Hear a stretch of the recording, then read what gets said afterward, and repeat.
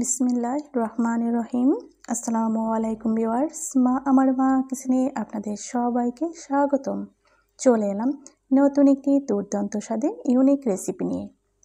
আজকে আপনাদের সাথে শেয়ার করব কিভাবে খুব সহজে ঘরোয়া উপায়ে আপনারা বাসা বাড়িতে এরকম দুর্দান্ত স্বাদের তেলের কেক তৈরি করতে পারবেন।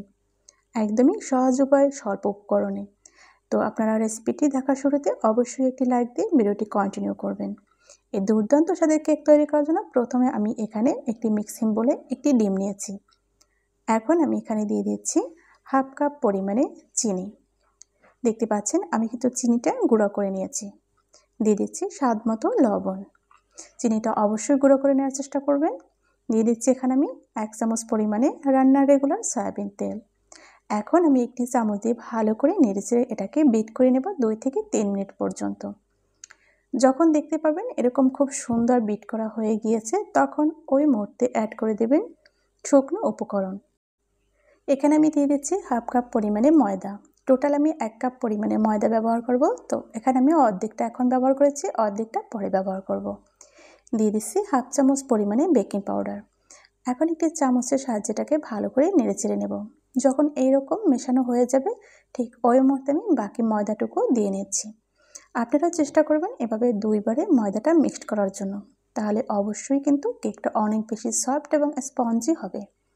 যখন এরকম হবে তখন আমি ঢাকনা দিয়ে ঢেকে দেবো ঠিক 10 মিনিটের মতো। ফিরে আসলাম 10 মিনিট পর।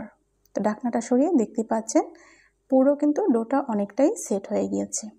যেহেতু এটা ডিম এবং চিনির আঠালো একটি ডো, তো সেক্ষেত্রে এই নাস্তাটা তৈরি করার জন্য আমি কিন্তু হাতে একটু তেল লাগিয়ে নিয়েছি। দেখতে পাচ্ছেন মেজারমেন্টের যে কাপের যে চামচগুলো রয়েছে ওটার মাপ দিয়ে আমি এগুলো তৈরি করে নেব। তো একই মাপে আমি প্রত্যেকটা ডো প্রথমে আমি তৈরি করে নিচ্ছি। দেখতে পাচ্ছেন একই মাপের কিন্তু আমি লেজিগুলো সেট করে নিয়েছি। ওখান থেকে আমি একটি লেজি নিয়ে নিয়েছি এবং হাতের মাঝে নিয়ে এটাকে ঘুরিয়ে ঘুরিয়ে একটি বল শেপ দিয়ে নেব। এই কেকটা কিন্তু অনেক বেশি খেতে মজা লাগে। তো আপনারা চেষ্টা করবেন এভাবে দুর্দান্ত স্বাদের কেক বাড়িতেই তৈরি করার জন্য। যখন এরকম বল শেপ হয়ে গেছে তখন আমি হাত দিয়ে প্রেস করে একটু চ্যাপ্টা করে দিয়েছি, তবে অনেকটা না, কিন্তু হালকা। তো তৈরি হয়ে গেল একটি কেক। দেখতে পাচ্ছেন আমি একটি প্লেটে এই কেকটাকে তুলে নিচ্ছি। যে প্লেটে আপনারা এই কেকটা রাখবেন ওই প্লেটে একটু সামান্য পরিমাণে তেল ব্রাশ করে নেবেন।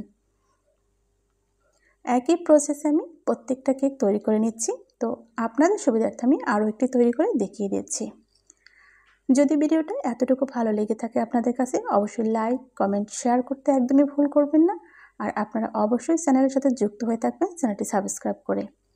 তো সব কেকগুলো আমার তৈরি হয়ে গেছে। আপনাদেরকে আমি একটু প্লেটে সাজিয়ে দেখিয়ে দিচ্ছি কতটা সুন্দর হয়েছে। এগুলো ভাজার জন্য চুলায় একটি প্যান বসিয়ে আমি পর্যাপ্ত পরিমাণে রান্নার রেগুলার সয়াবিন তেল দিয়ে আমি হালকা গরম করে নিয়েছি। হালকা গরম তেলের মধ্যে আমি একে একে সব কেকগুলো দিয়ে দিচ্ছি। দেখতে পাচ্ছেন যখনই আমি তেলের মধ্যে দিয়ে দিচ্ছি কিন্তু তেল একটু একটু বুদবুদ করা শুরু করেছে। তবে চুলার পাওয়ারটা কিন্তু একদমই লোতে রাখবেন, হাই হিটে দিবেন না। প্রথম দিকে লোতেই রাখবেন, পরে একটু বাড়িয়ে দেবেন। যখন 1 মিনিটের মতো ভাজা হয়ে যাবে ঠিক ওই মুহূর্তে আমি উল্টিয়ে দিচ্ছি। এভাবে উল্টে পাল্টে কিন্তু কেকগুলো ভেজে নিচ্ছি। দেখতে পাচ্ছেন কেকগুলো কতটা ফুলে উঠেছে এবং দেখতেও কিন্তু অনেকটা সুন্দর হয়েছে। কালারটা কিন্তু পরিবর্তন হতে শুরু করেছে। আমি আবারও উল্টে পাল্টে কেকগুলো ভেজে নিচ্ছি। আশা করি আপনাদের অনেক ভালো লাগবে আজকের ভিডিওটি। যদি এতটুকু ভালো লেগে থাকে অবশ্যই সাবস্ক্রাইব করতে ভুল করবেন না। ভিডিওটি ফুল ওয়াচ করার চেষ্টা করুন।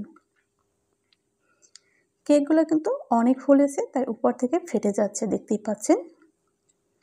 তো যখন এরকম দুর্দান্ত সুন্দর একটি কালার চলে আসবে, মাশাআল্লাহ আমি 4 থেকে 5 মিনিটের মতো ভেজেছি, তখনই কিন্তু এরকম সুন্দর একটা কালার চলে এসেছে। এখন আমি তুলে নিচ্ছি। তো আমি যখন একটা পেপার দিয়ে দিচ্ছি প্লেটের উপরে, তখন কিন্তু তেলটা শুষে এই কেকটা কিন্তু আরও বেশি ভালো লাগবে। কেকগুলো তুলে আপনাদেরকে ফাইনালি সার্ভ করে দেখিয়ে দিচ্ছি যে ফাইনাল লুকটা কতটা সুন্দর হয়েছে। তো আপনারা দেখতে পাচ্ছেন কেকগুলো কতটা দারুণ এবং কতটা ইয়ামি হয়েছে। তো দেখতে পাচ্ছেন মাত্র একটি ডিম দিয়ে এবং 1 কাপ ময়দা দিয়ে কত সহজে কিন্তু বাসা বাড়িতেই কিন্তু এইরকম ঘরোয়া উপায়ে কেক তৈরি করা যায়। তো এটা আপনারা পরিষ্কার পরিচ্ছন্ন হাতে তৈরি করে যদি তৈরি করতে পারেন, তবে কিন্তু দোকান থেকে খেতে হবে না কিনে। আশা করি আপনাদের ভালো লাগবে। আর যদি ভালো লাগে অবশ্যই বাসায় একবার হলেও ট্রাই করবেন। তো তো বাসায় যখন ট্রাই করবেন অবশ্যই আমার রেসিপিটি দেখে আপনার ট্রাই করতে পারেন, তাহলে কিন্তু এরকম ফুলকো ফুলকো কেক আপনিও তৈরি করতে পারবেন। তো আশা করি আপনাদের ভালো লাগবে। আজ তাহলে এখানেই বিদায় নেব। দেখা হবে আগামীতে নতুন কোনো রেসিপির সাথে, নতুন কোনো ভিডিওর সাথে ইনশাল্লাহ। সে পর্যন্ত সবাই ভালো থাকুন, সুস্থ থাকুন। আল্লাহ হাফেজ। আসসালামু আলাইকুম ওয়া রাহমাতুল্লাহি ওয়া বারাকাতুহু। আপনারা যে যেখান থেকে আজকের এই ভিডিওটি দেখেছেন আপনাদেরকে অসংখ্য অসংখ্য ধন্যবাদ। আল্লাহ হাফেজ।